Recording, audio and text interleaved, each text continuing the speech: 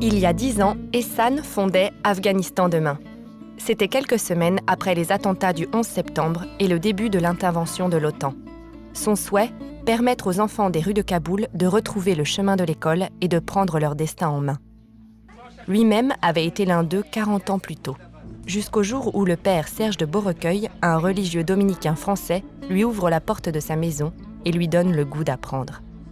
En créant l'association Afghanistan Demain, Ehsan a voulu perpétuer son œuvre et rendre aux enfants de Kaboul d'aujourd'hui la chance qui lui avait été donnée dans sa jeunesse.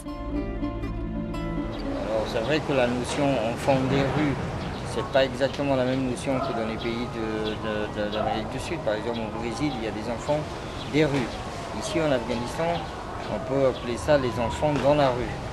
Ils sont toujours pris en charge par un membre de la famille où ils dorment le soir, par un membre élargi de la famille. Maintenant, à Kaboul, c'est vrai qu'il y a autant d'enfants dans la rue qui travaillent parce qu'il y a une précarité, parce que souvent les parents ne sont pas formés à des métiers, donc ces familles vivent de la mendicité, donc ils envoient les enfants dans la rue pour gagner un peu d'argent. Et ça, c'est un moyen d'avoir des revenus dans les familles. Il y a un travail au niveau de la famille, de l'enfant en premier, après la famille, après c'est les religieux du quartier, après c'est les chefs du quartier, après les autorités du gouvernement, la police, la sécurité, les procureurs. Avec eux, on est en étroite collaboration parce qu'avec les enfants qu'on travaille, il y a toutes sortes de soucis. Donc il faut toujours régler ces soucis-là. On ne peut pas se substituer à la police, ni à la justice, ni aux parents. Souvent nos familles, les enfants de nos centres, ce sont des familles monoparentales ou des orphelins ou parfois des familles très difficiles. Le père qui est drogué, handicapé, sans emploi, au chômage. Tout ça, ça crée des problèmes, ça génère des problèmes. Le centre de Khalay Wakil a déménagé il n'y a pas longtemps, il y a 2 mois.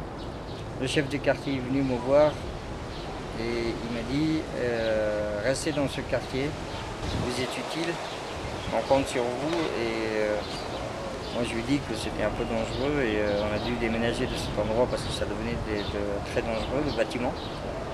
Et il m'a dit grâce à vous, maintenant j'ai une fille qui passe les examens pour passer à la fac, alors qu'au début j'étais même pas prêt à l'envoyer à l'école.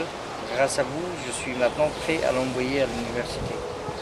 C'est quand même une preuve que notre impact était énorme sur le quartier. Et ça fait plaisir aussi d'entendre des choses comme ça de la part d'un chef de quartier qui nous dit qu'on lui a ouvert les yeux.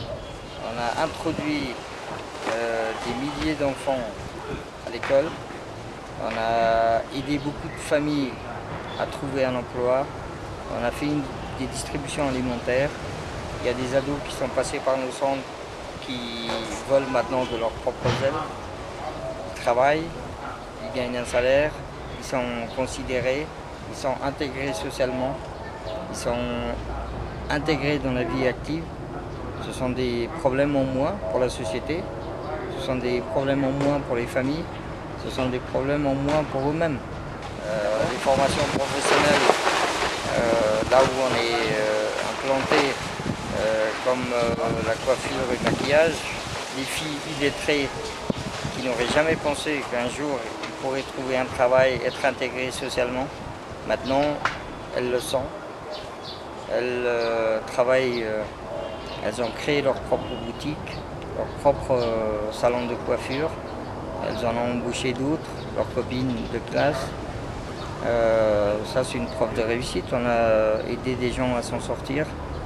On a aidé des filles à s'intégrer, à être considérées dans leur propre famille. On a aussi des filles qui ont passé l'examen pour passer à la fac cette année. La preuve, c'est que si on a des nouvelles de ces filles après 6 ans, 7 ans, c'est qu'elles ont gardé le contact avec le centre, elles sont attachées au centre Et le fait de savoir qu'elles ont passé des examens et qu'elles ont réussi pour passer à la fac, ça c'est la plus grande satisfaction pour nous.